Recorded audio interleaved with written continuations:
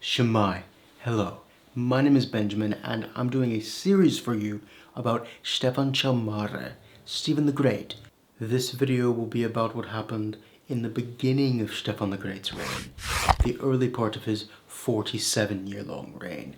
How did he consolidate power? Let's get into that story. With his victories over Petru Eren in 1457, Stefan had regained his father's principality, but Moldavia had seen 6 years of civil war before his invasion, and found itself surrounded by larger powers who sought influence over it, possibly even to divide Moldavia between them.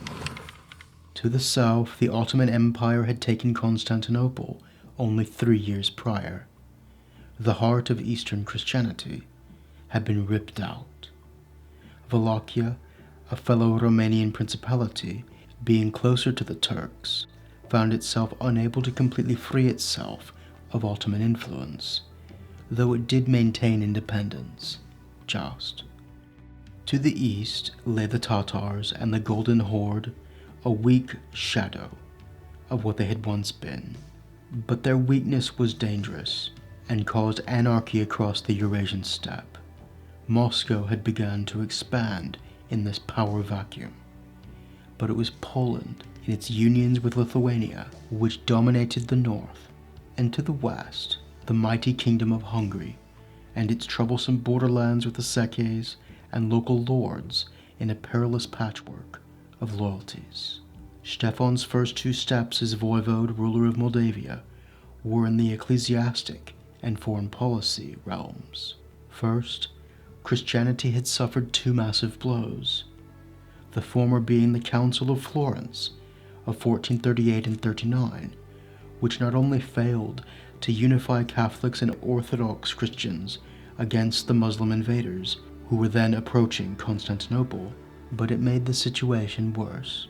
The second was the fall of Constantinople itself in 1453 to the Ottomans, and so Stefan appointed a Moldavian cleric, Teoctist, to his royal council to solidify Orthodox Christianity in his realm from day one. Stefan titled himself, by the grace of God, Stefan Voivode Hospodar, or Lord, of the Moldavian lands, in September of 1457.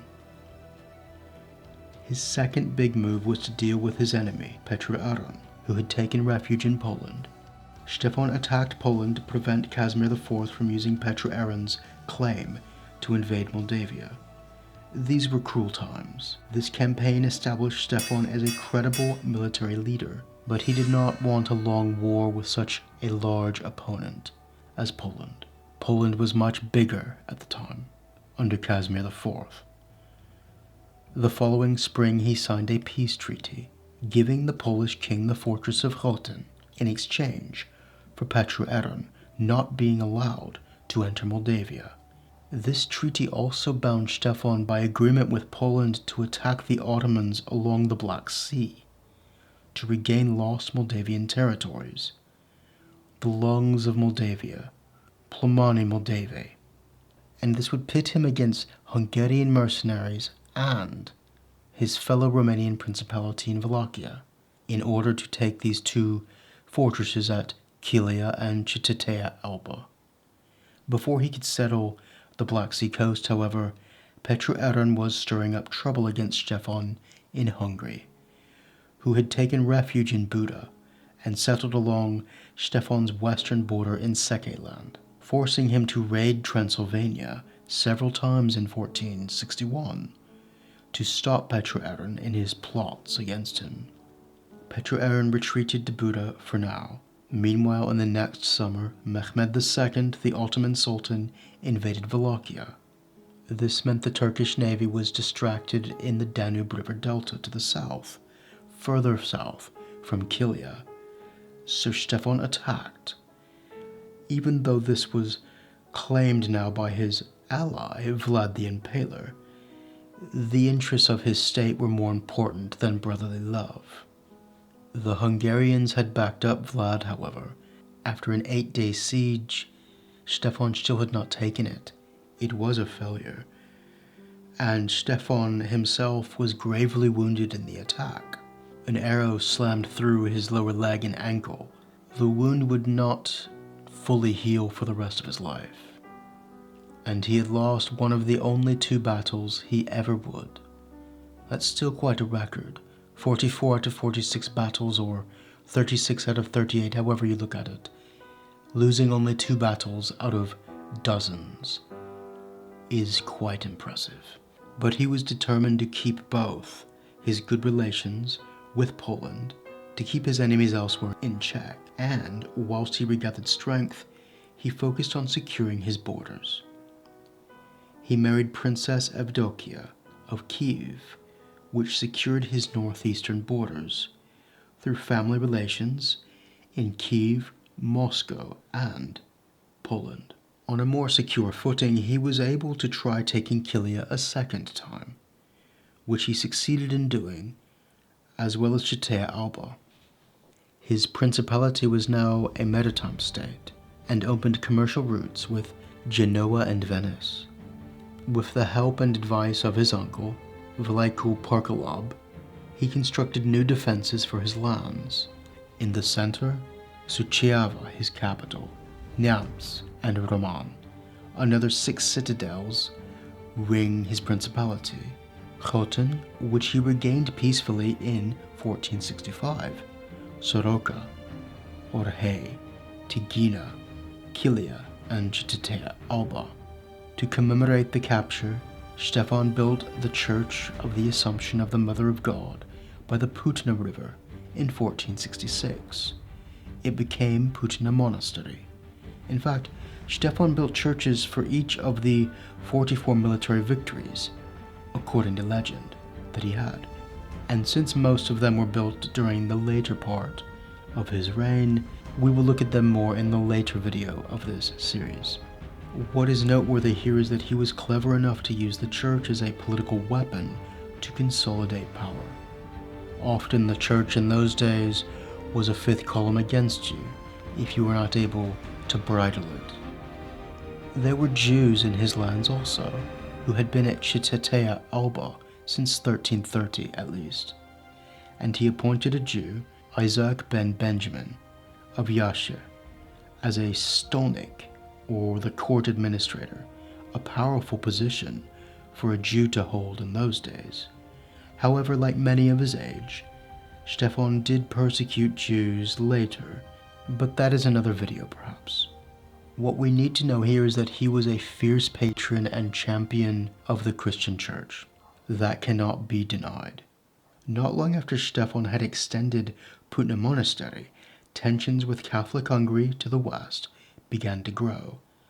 The King of Hungary, Matthew Corvinus, revoked tax rights in Transylvania. The Székely nobles and Saxon merchants rose up in revolt against the crown. Stefan agreed to support this rebellion, but their revolt failed. So Corvinus brought back Petru-Aaron and led an army into Moldavia over the Carpathian Mountains in 1467. Now is a good time to mention a concept used by Stefan the Great, called Razeshi. The English equivalent would be yeomanry, but that doesn't really capture the idea. These were groups of men who worked common land as free men, as opposed to serfs tied to the land. One of the things that made Stefan great is he remembered that a boyar, a nobleman, had been the one to betray his father, and that common freemen had helped him escape from Petru-Aaron as a boy. And so he changed the laws to allow the Razeshi to serve in the army and gain political privileges that limited the boyars and their ability to conspire against him. So when Corvinus and Petru-Aaron came over the mountains and captured the town of Baia, they were not met by soldiers simply fighting for a king. Stefan had given them legal rights and freedoms that they wanted to defend. They were fighting against free men. Despite numbering only 12,000, to Hungary's as many as 40,000, Stefan attacked Baia. The odds were against him. Hungarian nobles had come, like Stefan Bathory, who brought 500 cannons, a very sophisticated weapon for those days. And they had burned down Bacau and killed anyone they found, women and children. This was not a nice fight. But after they captured Baia, a strategic position on the riverbank and a good bargaining chip to hold, the Hungarians fortified the town, made camp, and positioned wagons in a ring around it. Stefan's strategy on the hill above was a bold one. At dusk, he divided his smaller forces and sent 3 detachments to light fires on 3 different sides of Baia, not facing the river. Then in the confusion he attacked. The battle continued through the night of the 15th of December, with Corvinus having to flee on a stretcher after taking 3 arrows to the back. He almost killed the King of Hungary. It was one of Stefan's greatest victories, but he lost a lot of men, and stopping Hungary's invasion cost him dearly. And his enemy, Petre Eron, had escaped again back into Transylvania. Stefan led raids over the mountains to guard his borders until in 1468 or 1469 he found Petre Eron and had him executed.